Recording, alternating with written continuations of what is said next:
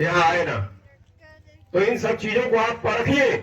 मैं तो कड़े शब्द में कह रहा हूं, मैं जाति धर्म की बात नहीं करके मैं कहूंगा कि इतना अंदाजा लगाइए कि जो आपको अपने बगल में नहीं बैठा सकता है, जो आपको आपका छुआ पानी नहीं पी सकता है, आप उसको राजा बना करके सदन में भेज देंगे, आपके अधिकार की बात कभी नहीं करेगा। ये आप लिख करके ले लीजिए। मैं अपने अनुभव, छोटे से अनुभव की बात कह रहा हूं। अगर आप इस बात से सहमत है तो कहिए कि अगर वो आपकी बात करेगा तो मैं इसी विधानसभा के 5-6 उदाहरण दूंगा, नाम नहीं लूंगा। इसी विधानसभा से बहुत से लोग विधायक जीत करके गए, दोबारा कभी दिखे नहीं। इसीलिए ऐसी पार्टी और ऐसे संगठन के साथ जुड़िए। कम से कम शोषण के खिलाफ हम लोग वो आवाज मुखर होकर के उठाते हैं साथियों, चाहे सत्ता में हो या ना हो। भीम आर्मी और आजाद समाज पार्टी 24 घंटा काम करती है। अपने आंदोलन, अपने महापुरुषों की विचारधारा को अपने जन जन तक पहुंचाने के लिए काम करती है, ना कि सत्ता और शासन। सत्ता और शासन तो अपने लोगों को, हमारे महापुरुषों ने उस कुर्सी पर उनकी विचारधारा से आपने राज किया है। उसी विचारधारा को जिस दिन हम लोग अपनाएंगे, फिर उस कुर्सी पर बैठ करके राज करेंगे, शासन करेंगे। ये जो लड़ाई हम लोग ठाने हैं, ये लड़ाई सत्ता शासन की है। सत्ता शासन कैसे मिलेगा साथियों?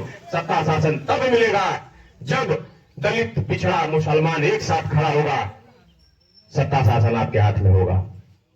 अगर आप चाहते हैं कि चंद्रशेखर आजाद जी के हाथों को मजबूत किया जाए, चंद्रशेखर आजाद जी के साथ जुड़ा जाए, चंद्रशेखर आजाद जी अच्छा काम कर रहे हैं, तो आप लोग जैसे सभी को अवसर दिया है, उसी तरह आप लोग एक बार भाई चंद्रशेखर आजाद जी के हाथों को पकड़िए और चलिए।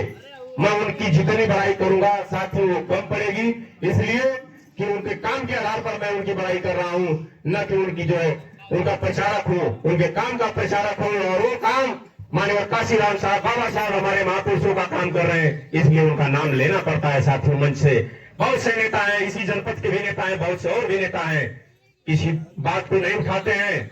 या आपका आरक्षण का मुद्दा हो, नौकरियों का मुद्दा हो, रोजगारी का मुद्दा हो, यूजीसी का भी नया नया मुद्दा हो, कोई नेता आपका बोलने वाला नहीं हुआ।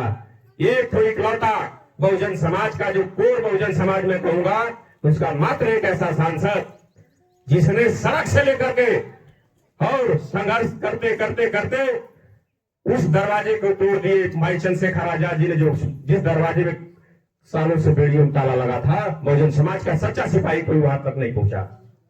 काशीराम साहब के बाद में मैं देखता हूं कोई ऐसा व्यक्ति नहीं पहुंचा जिसने लोकसभा में खड़ा होकर के और मुखर होकर के उन बातों को रखे। आज भाई चंद्रशेखर आजाद जी को 6 मिनट या 4 मिनट जब भी मिलता है तो ना जाने कहां से इतने उनका दिमाग 25-30 मुद्दों को रखते हैं। स्पीकर को कहना पड़ता है कि बैठ जाइए, बैठ जाइए। तो साथियों, इसलिए आपके नेता को बैठाया जाता है कि आपके नेता के पास मात्र एक ही एमपी है, और आप चाहते हैं कि उस सदन में आपकी चर्चा हो, उस मंदिर में आपकी चर्चा हो, तो आपको अपनी एमपी की संख्या बढ़ानी होगी। आप चाहते हैं कि विधानसभा में आपकी चर्चा हो, तो विधानसभा में आपको अपने विधायक भेजने पड़ेंगे। ये तैयारी 2027 के चुनाव की है साथियों। और सबसे पहले आप जुड़िए। जब आप जुड़ेंगे तो आपको रास्ता का पता चल जाएगा कि नहीं ये रास्ता सही है कि गलत है। आप जुड़ेंगे नहीं, केवल सुनेंगे और चले जाएंगे तो कुछ नहीं होने वाला है। आप जुड़िए, तथागत बुद्ध की लाइन को पकड़ करके जुड़िए। पहले जानो, परखो, फिर अपनाओ। मैं जो कह रहा हूं सही नहीं है, अपने ऊपर पहले उसको ग्रहण करो, अच्छा लगे तो स्वीकार करो। उसी स्वीकार्यता के क्रम में मैंने अपनी बात रखी और मैं कुछ नारों को लगाऊंगा। मैं सम्मानित साथियों से चाहूंगा कि आप उसको दोहराइए। मैंने अपनी बात जो रखनी थी मैंने रख लिया। डॉक्टर साहब का पुनः फिर उनकी टीम का बहुत बहुत धन्यवाद, आभार। भीम आर्मी जिंदाबाद, जिंदाबाद जिंदाबाद, भीम आर्मी जिंदाबाद, जिंदाबाद जिंदाबाद, आजाद समाज पार्टी जिंदाबाद, जिंदाबाद जिंदाबाद, आजाद समाज पार्टी जिंदाबाद, जिंदाबाद जिंदाबाद। बाबा साहब अमर रहे, अमर रहे, अमर रहे, बाबा साहब अमर रहे, अमर रहे, अमर रहे, माननीय काशीराम साहब अमर रहे, अमर रहे, अमर रहे। माननीय काशी